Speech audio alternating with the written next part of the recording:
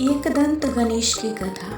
परशुराम जी ने अपने परसे से तोड़ा गणेश जी का एक दांत। एक बार विष्णु के अवतार भगवान परशुराम जी शिव जी से मिलने कैलाश पर्वत पर आए।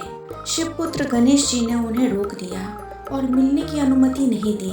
इस बात पर परशुराम जी क्रोधित हो उठे और उन्होंने श्री गणेश को युद्ध के लिए चुनौती दे दी। श्री गणेश भी पीछे हटने वालों में से नहीं थे। दोनों के बीच घोर युद्ध हुआ। इसी युद्ध में परशुराम जी के फरसे से उनका एक दांत टूट गया। कथा भाग 2। कार्तिकेय ने ही तोड़ा उनका दांत। भविष्य पुराण में एक कथा आती है जिसमें कार्तिकेय ने श्री गणेश का दंत तोड़ा। हम सभी जानते हैं कि श्री गणेश जी अपने बाल अवस्था में अति नटखट हुआ करते थे।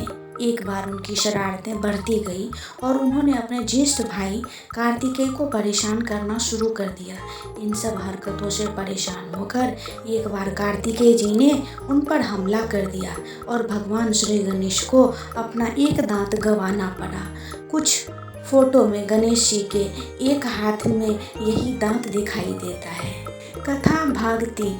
वेद व्यास जी की महाभारत लिखने के लिए गणेश जी ने खुद ही अपना एक दांत तोड़ दिया। एक अन्य कथा के अनुसार महर्षि वेद व्यास जी को महाभारत लिखने के लिए बुद्धिमान किसी लेखक की जरूरत थी।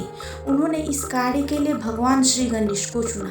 श्री गणेश इस कार्य के लिए मान तो गए, पर उन्होंने एक शर्त अपनी भी रखी कि वेद व्यास जी महाभारत लिखाते समय बोलना बंद नहीं करेंगे। तब श्री गणेश जी ने अपने एक दांत को तोड़कर उसकी कलम बना ली। वेद व्यास जी के वचनों पर महाभारत लिखी। कथा भाग 4। एक असुर का वध करने के लिए गणेश जी ने लिया अपने दांत का सहारा।